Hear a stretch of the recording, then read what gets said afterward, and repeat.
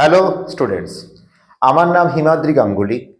আমি তোমাদেরকে class 10-এর CBSE and আইসিএসসির chemistry সাবজেক্টের একটা কমন টপিক নিয়ে শেখাতে চলে এসেছি। আমাদের chapter acid, base and salts. এই চ্যাপ্টার যদি আমরা ভালো করে পড়ি তাহলে সিবিএসসি অ্যান্ড আইসিএসসির বোর্ডের ফাইনাল এক্সামে আমাদের কিন্তু 4 নম্বর থেকে 5 নম্বর এমনিই চলে আসবে। তাহলে চলো শুরু করে দিচ্ছি আমাদের আজকের ক্লাস। দেখো বন্ধুরা, অ্যাসিড এর টেস্ট কেমন? এর টেস্ট হচ্ছে সাওয়ার মানে টক। বেস এর টেস্ট কেমন? বিটার মানে হচ্ছে তেঁতো। আর সল্টের টেস্ট আমরা সবাই জানি, সেটা হচ্ছে লবণাক্ত বা সল্টস। কিন্তু শুধু টেস্ট দিয়ে যদি অ্যাসিড, বেস আর সল্টকে বোঝা যেত তাহলে কেমিস্ট্রি পড়ার দরকারই হতো না। তাহলে স্যার অ্যাসিড আমরা বুঝবো কি করে? এর জন্য চলে এসেছে আমাদের আরহেনিয়াস থিওরি। দেখো, আরহেনিয়াস এমন একজন সায়েন্টিস্ট ছিলেন যিনি বলেছিলেন যে অ্যাসিড অ্যাকোয়াস সলিউশনে একমাত্র ক্যাটায়ন হিসাবে H+ অর H3O+ আয়ন তৈরি করে। এই H+ কে আমরা বলি প্রোটন, আর H3O+ কে আমরা বলি হাইড্রক্সিনিয়াম আয়ন অর হাইড্রোনিয়াম আয়ন। একটা এক্সাম্পল দেখো, মনে করো আমার কাছে আছে হচ্ছে HCl, আমি কিন্তু HCl অ্যাকোয়াস সলিউশনে নিয়েছি। তাহলে কি হবে বলো? H+ আয়ন তৈরি হবে, Cl- আয়ন তৈরি হবে। আর কি কোনো ক্যাটায়ন আছে? নেই। তাহলে একমাত্র ক্যাটায়ন হিসাবেই আমরা পেলাম H+ আয়ন। এবার দেখো বাবু, সালফিউরিক অ্যাসিড H2SO4। সালফিউরিক অ্যাসিডে যদি আমরা অ্যাকোয়াস সলিউশন নিই তাহলে আমরা দুটো H+ আর SO4 2- আয়ন পাবো। এবার নাও হচ্ছে নাইট্রিক অ্যাসিড।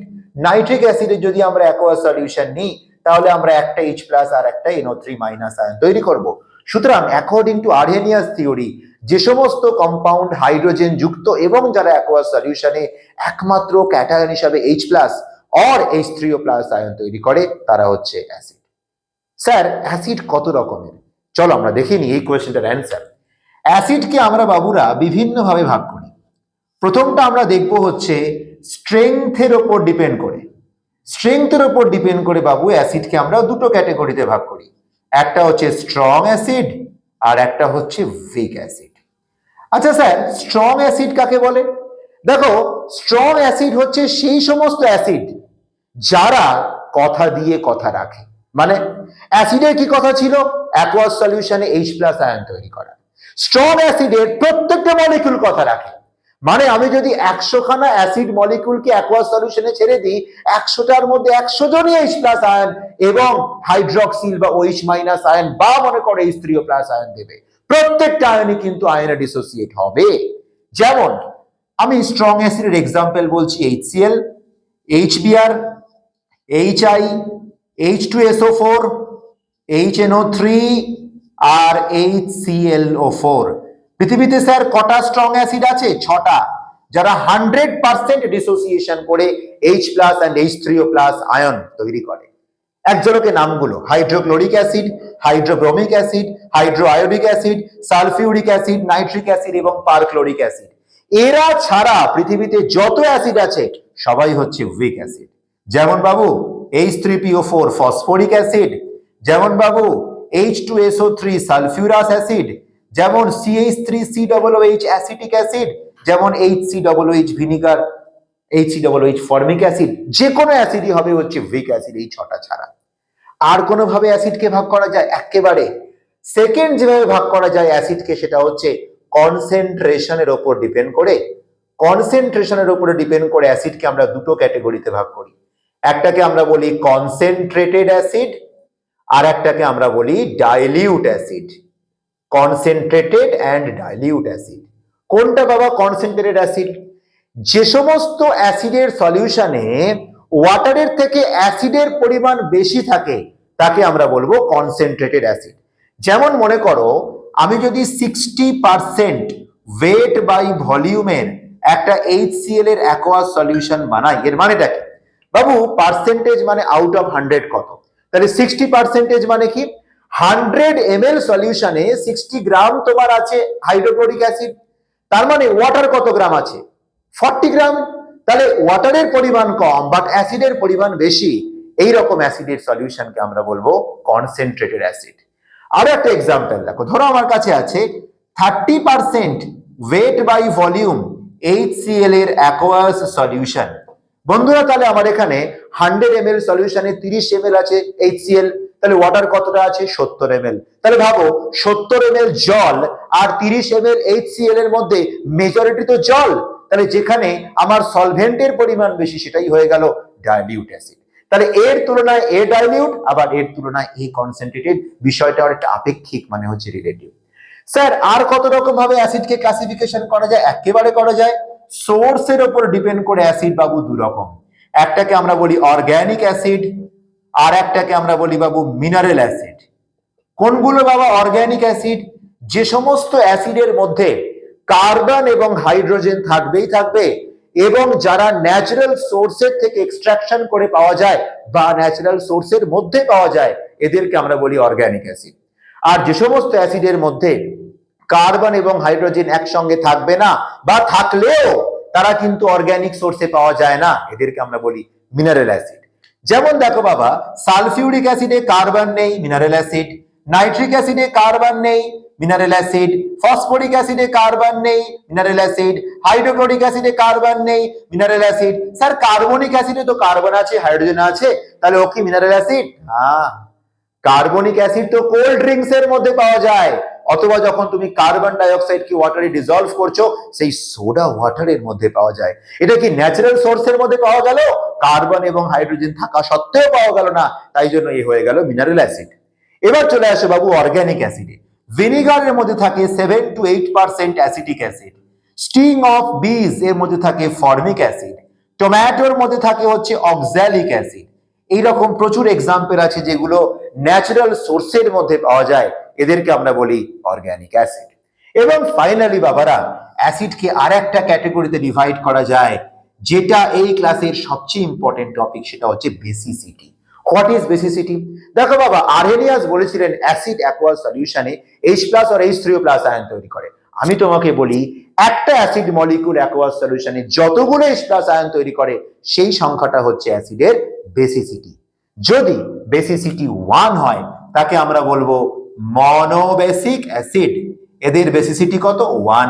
যেমন বাবা HCl কটা H+ দেবে? স্যার আছেই তো একটা H, তাহলে একটা H+ দেবে, তাহলে মনোবেসিক অ্যাসিড। স্যার নাইট্রিক অ্যাসিড কটা H+ দেবে? স্যার আছেই তো একটা H, তাহলে কটা দেবে? একটাই দেবে H+, তাহলে এরা দুজন হচ্ছে মনোবেসিক অ্যাসিড। যদি বাবা অ্যাসিড অ্যাকোয়াস সলিউশনে দুটো H+ দেয় তাকে আমরা বলি ডাইবেসিক অ্যাসিড। যেমন সালফিউরিক অ্যাসিড দেখো অ্যাকোয়াস সলিউশনে দুখানা H+ দিয়েছি, তাহলে এটা হচ্ছে ডাইবেসিক অ্যাসিড।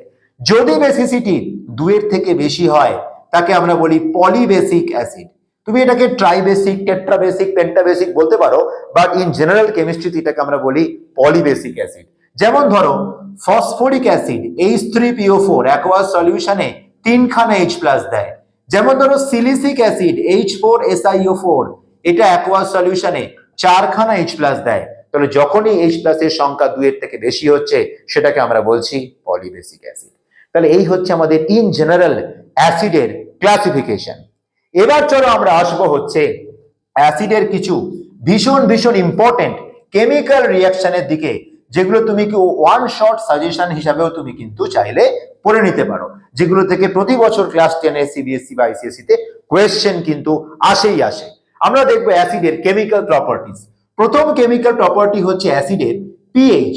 বন্ধুরা, পিএইচ মানে হচ্ছে পাওয়ার or potential of H+ ion. তাহলে অ্যাসিডের তো বাবা অ্যাকোয়াস সলিউশনে H+ আয়ন থাকবেই, তাহলে আমরা অ্যাসিডের পিএইচ বার করতে পারবো।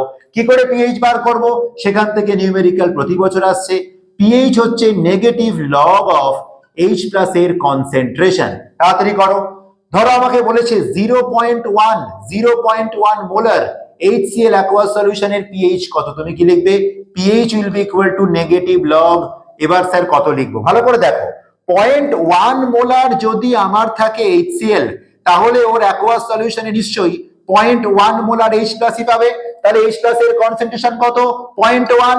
শিগগির লগটাকে মনে করো, কত আসছে? 1 চলে আসছে। তাহলে পিএইচ এর ভ্যালু 0.1 মোলার HCl এর হচ্ছে 1। চলো আমরা দেখি, এই কোয়েশ্চেনটা ভীষণ ভুল করে সবাই। কি আছে দেখো, 0.05 মোলার H2SO4 সলিউশনের পিএইচ এর ভ্যালু কত? স্যার খুব সোজা। আমি বললাম ঠিক আছে, তাহলে করে ফেলো নিজেরাই। নেগেটিভ লগ অফ H+ এর concentration sir negative log of, sir বসিয়ে দিলাম 0.05, বসালেই কিন্তু কেটে 0 চলে আসবে। তার কারণ তোমাকে বারে বারে বলা হয়েছে এখানে H+ এর কনসেন্ট্রেশন বসাতে তোমাকে বলা হয়নি এখানে সালফিউরিক অ্যাসিডের মোলার কনসেন্ট্রেশন বসাতে। তাহলে ভাবো স্যার, সালফিউরিক অ্যাসিড যদি ভাঙে কটা H প্লাস দেয়? স্যার দুটো। তাহলে স্যার 0.05 মোলার সালফিউরিক অ্যাসিড ভাঙলে নিশ্চয়ই এর ডাবল, তার মানে 0.1 মোলার H প্লাস পাবে। তাহলে তোমাকে কিন্তু এখানে H প্লাস এর কনসেন্ট্রেশন 0.05 নয়, তোমাকে বসাতে হবে 0.1। তাহলে বসাও 0.1। এবার স্যার আগের অঙ্কটাই তো হয়ে গেল, তাহলে স্যার এটারও অ্যান্সার হয়ে গেল 1। তাহলে এইভাবে কিন্তু তোমাকে স্ট্রং অ্যাসিডের পিএইচ বার করতে দেবে। তোমাকে কিন্তু স্ট্রং অ্যাসিড দুটো অ্যাসিডের মিক্সচারের পিএইচ অতটা কঠিন দেবে না, তোমাকে একটাই স্ট্রং অ্যাসিডের পিএইচ বার করতে দেবে। সেকেন্ড কেমিক্যাল প্রপার্টি হচ্ছে পিএইচ এর স্কেল। দেখো পিএইচ এর স্কেল হচ্ছে এমন একটা স্কেল যেটা রুম টেম্পারেচারে 0 to 14 এর মধ্যে ভ্যালু দেয়।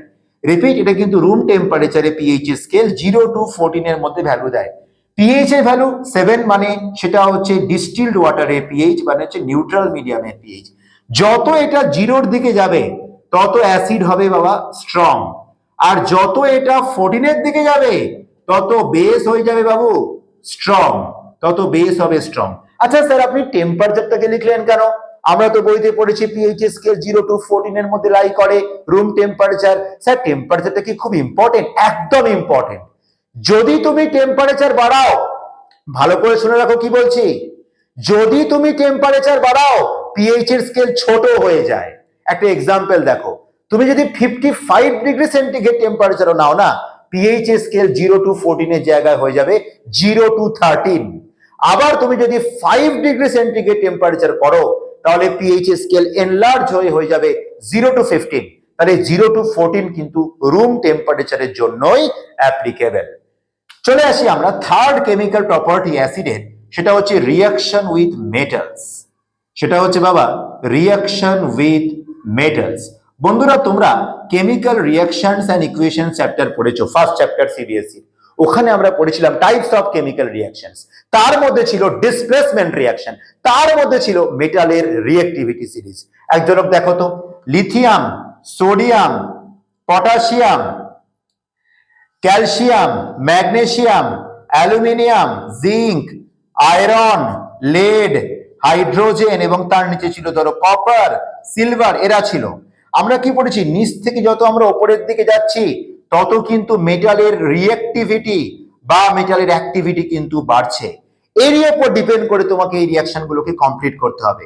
ধরো বাবু সোডিয়ামের সাথে আমি সালফিউরিক অ্যাসিডের রিঅ্যাকশন করছি, রিঅ্যাকশন হবে না হবে না কি করে বুঝবে বাবা? কে বেশি পাওয়ারফুল লোক, সোডিয়াম না হাইড্রোজেন? দেখো পজিশন দেখো, এইচ এর কত উপরে আছে সোডিয়াম, তাহলে সোডিয়াম কিন্তু পাওয়ারফুল লোক। এবার সোডিয়াম কি করবে, ভাই আমি পাওয়ারফুল লোক, তুমি কে আমার কাছে? তোমাকে আমি ছিটকে ইচ্ছা করলে ছুঁড়ে ফেলে দিতে পারি। আমি কিসে কনভার্ট হবো, Na2SO4, আর হাইড্রোজেন গ্যাস বাবলস এর আকারে বেরিয়ে যায়। বলছি তোমরা পড়োনি যে স্ট্রং মেটালস গুলো অ্যাসিডের সলিউশনে রিঅ্যাকশন করে হাইড্রোজেন গ্যাস তৈরি করে, পপ সাউন্ড করে হাইড্রোজেন গ্যাস বেরোতে শুরু করে। তো এই হচ্ছে তোমার এক্সাম্পল। চলো নেক্সট দেখি, ক্যালসিয়াম আর নাইট্রিক অ্যাসিড যখন রিঅ্যাকশন করবে কি হবে? আগে দেখো রিঅ্যাকশন হবে না হবে না। দেখো এইচ এর অনেক উপরে আছে ক্যালসিয়াম, তাহলে ক্যালসিয়াম শক্তিশালী মেটাল, হাইড্রোজেন হচ্ছে উইক মেটাল। তাহলে স্ট্রং মেটাল কি করবে, হাইড্রোজেন গ্যাসকে কিক মেরে বাইরে পাঠিয়ে দেবে। তাহলে কি তৈরি হচ্ছে বাবা, calcium nitrate CaNO3 plus hydrogen gas তোমার এখান দিয়ে বেরিয়ে যাবে। কিন্তু যদি তোমাকে আমি বলি কপারের সাথে সালফিউরিক অ্যাসিডের রিঅ্যাকশন করো, তুই বলবি স্যার কোনো ব্যাপার না, আমরা কপার সালফেট আর হাইড্রোজেন গ্যাস তৈরি করব। আমি বলবো যে খুব সাবধান কিন্তু, কারণ কপার কোথায় আছে? কপার আছে দেখো হাইড্রোজেনের দেখো অনেক নিচে আছে। তাহলে এ হচ্ছে দুর্বল মেটাল, দুর্বল মেটালের কোনো ক্ষমতা নেই ওর থেকে শক্তিশালী এলিমেন্ট হাইড্রোজেনকে ডিসপ্লেস করার ক্ষমতা নেই। তাহলে এখানে কিন্তু রিঅ্যাকশনটা হবে না। স্যার তার মানে হাইড্রোজেনের নিচে থাকা কোনো মেটালই অ্যাসিডের সাথে রিঅ্যাকশন করে হাইড্রোজেন গ্যাস বার করতে পারে না? একদমই তাই, কোনো মেটালই পারে না। আচ্ছা স্যার, তাহলে কি কোনো মেটালই কখনোই যারা এইচ এর নিচে আছে তারা কি অ্যাসিডের সাথে রিঅ্যাকশন করতে পারবে না? পারবে। কেমিস্ট্রি হচ্ছে এমন একটা সাবজেক্ট যে সাবজেক্টে অনেক আছে মিস্টেরিয়াস ব্যাপার, অনেক আছে এক্সেপশনাল কেসেস। তার একটাই নমুনা আজকের ক্লাসে তোমাদেরকে না দেখিয়ে আমাকে একটু ছাড়তে ইচ্ছা করছে না। কি সেটা ভালো করে দেখো। গোল্ড নাম তো শুনেছো, সিলভার নাম শুনেছো, প্ল্যাটিনাম নাম শুনেছো, এরা সবাই এইচ এর থেকে দেখো নিচের দিকে আছে, তাহলে নিশ্চয়ই এরা অ্যাসিডের সাথে রিয়াকশন করবে না। কিন্তু এমন একটা অ্যাসিড আছে যার সামনে গোল্ড, সিলভার এবং প্লাটিনামও হার মানতে বাধ্য হবে, সে হচ্ছে অ্যাকোয়া রেজিয়া। কে সে অ্যাকোয়া রেজিয়া? অ্যাকোয়া রেজিয়া হচ্ছে 3 মোল HCl আর 1 মোল নাইট্রিক অ্যাসিডের মিক্সচারকে আমরা বলি অ্যাকোয়া রেজিয়া। তুমি যদি ওর সামনে গোল্ডকে ধরো, তুমি তৈরি হবে HAuCl4, এর নাম হচ্ছে ক্লোরো অরিক অ্যাসিড, আর হাইড্রোজেন গ্যাস বেরিয়ে যাবে। ধরো সিলভার তো ছেড়েই দিলাম, একই রকম হবে, শুধু এই জায়গা হবে সিলভার। তুমি প্লাটিনাম নাও, প্লাটিনামের মধ্যে যদি আমরা 3 মোল HCl আর যদি আমরা 1 মোল নাইট্রিক অ্যাসিড নিই, তৈরি হবে বাবু H2PtCl6, আর হাইড্রোজেন গ্যাস বেরিয়ে যাবে, এর নাম হচ্ছে ক্লোরো প্লাটিনিক অ্যাসিড। এবং এইভাবে গোল্ড, প্লাটিনাম, সিলভার অ্যাকোয়া রিজিয়ার মধ্যে সলিউবল হয়ে যায়। আচ্ছা বন্ধুরা, তোমরা তো পড়েছো metals and non metals chapter, তোমরা খুব ভালো করে জানো গোল্ড, সিলভার, প্লাটিনামকে আমরা বলি নোবেল মেটাল। এরা রাজা, এরা সহজে কারোর সাথে কিন্তু বাবা রিয়াকশন করে না। তাহলে এরা নিশ্চয়ই ওরস বা মিনারেলস ফর্মেও থাকবে না। তাহলে স্যার প্রকৃতির মধ্যে নিশ্চয়ই গোল্ড বা সিলভার খুল্লাম খুল্লা ছড়িয়ে নেই, তাহলে কোথায় ছড়িয়ে আছে? ওরা কিন্তু পাথরের গায়ে আটকে থাকে। একটা সিনেমা দেখবে, ওর নাম ছিল হীরক রাজার দেশে, বা একটা সিনেমা দেখবে ওর নাম ছিল KGF1 KGF2, ওখানে পরিষ্কার করে বলা রয়েছে, দেখিয়েছে পাথরের গায়ে ছোট্ট একটুখানি সোনা আটকে আছে।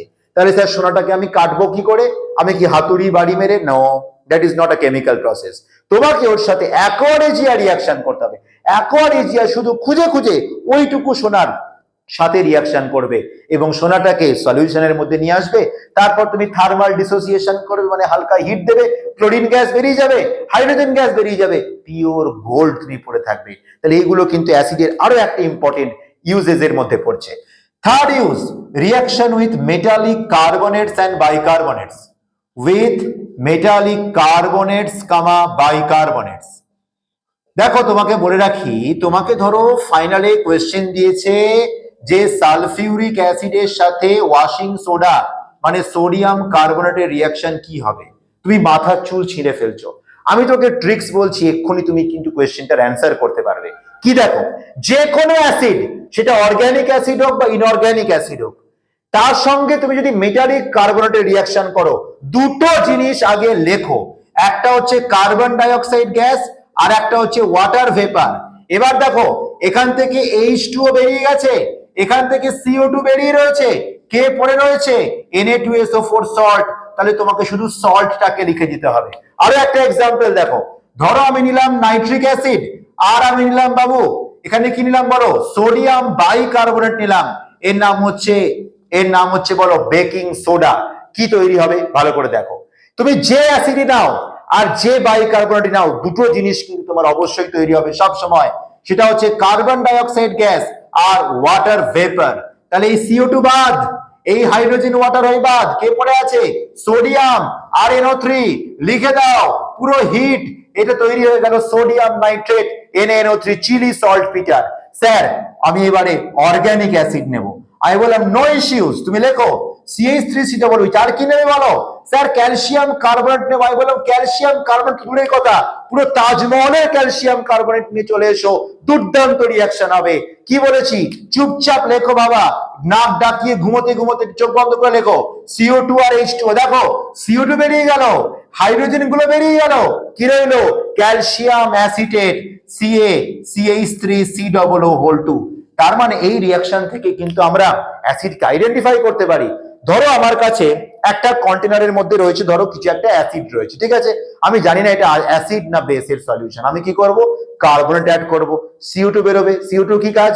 ও লাইম ওয়াটারকে মিল্কি করে, আর যদি অতিরিক্ত CO2 বেরোয় তাহলে লাইম ওয়াটার আবার ট্রান্সপারেন্ট হয়ে যায়, এবং এই রিয়াকশন থেকে আমরা বুঝতে পারবো আমার হাতে থাকা সলিউশনের মধ্যে অ্যাসিডে ভেজানো আছে। আর একটা কেমিক্যাল প্রপার্টি দেখো, সেটা হচ্ছে reaction with sulphides and bisulphides. Reaction with sulphides comma bisulphides. Reaction with sulphides and bisulphides. হ্যাঁ স্যার, আমাদের সিলেকশনে না এখান থেকে কোয়েশ্চেন এসেছিল বা আসবে শুনেছি আগের বছরে, কি করে করবো স্যার? আমি বললাম কোনো ব্যাপার নাকি, লেখো সালফিউরিক অ্যাসিড আর লেখো সোডিয়াম বাইসালফাইড NaSH।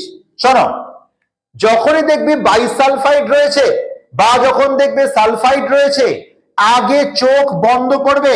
পচা ডিমের স্মেল যুক্ত রটেন ফিশ ওয়ালা স্মেল ওলা তোমাকে H2S গ্যাস বার করতে হবে। এবার দেখো, এই হলো H2S গ্যাস থেকে HS আর একটা H, ভালো করে শোনো, HS আর H মিলে তো H2S তৈরি হয়। কি পড়ে রইলো? সোডিয়াম সালফেট Na2S এর উপর গ্লোবাল সল্ট পড়ে থাকবে।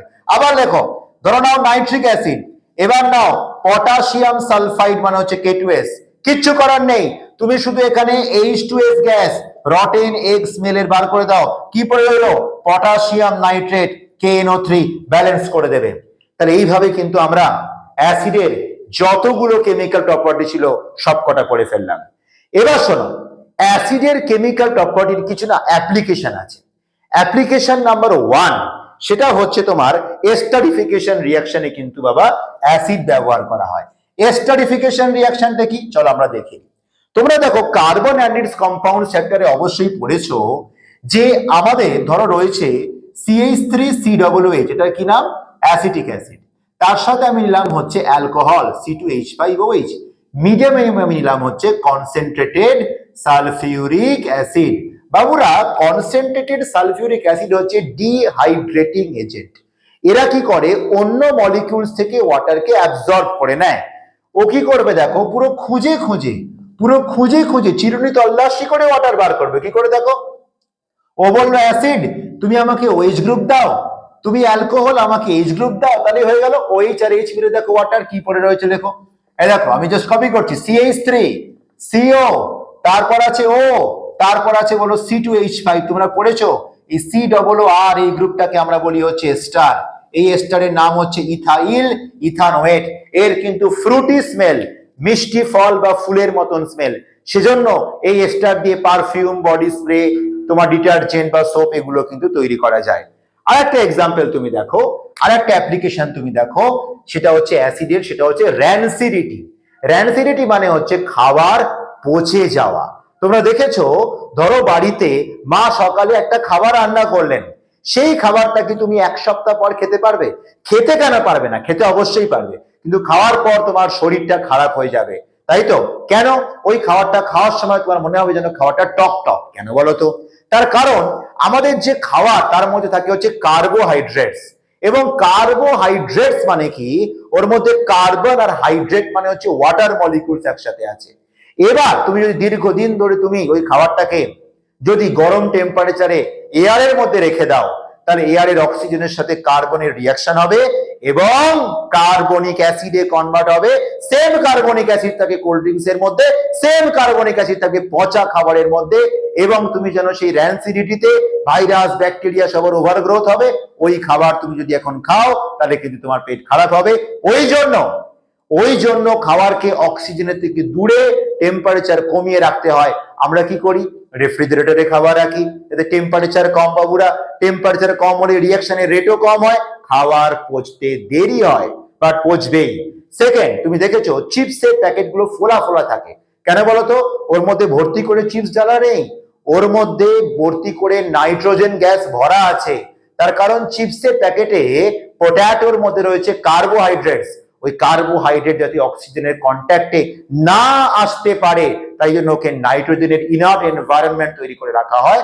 ওই জন্য মাসের পর মাস, বছরের পর বছর চিপস যদি দোকানে পড়ে থাকে নষ্ট হয় না। তাহলে এগুলোর মধ্যেও দেখো অ্যাসিডের অনেক অনেক অ্যাপ্লিকেশন আমরা পাচ্ছি। তোমরা জানো যে অনেকে বুড়ো বয়সে পেপটিক আলসারে বা অনিয়মিত জীবনযাপনে পেপটিক আলসারে আক্রান্ত হয়। অ্যাকচুয়ালি পেপটিক আলসার হয়টা কেন? যদি কোনো ব্যক্তি দীর্ঘদিন ধরে না খেয়ে থাকে বা অতিরিক্ত ফাস্ট ফুড কনজিউম করে, তাহলে কি হয়?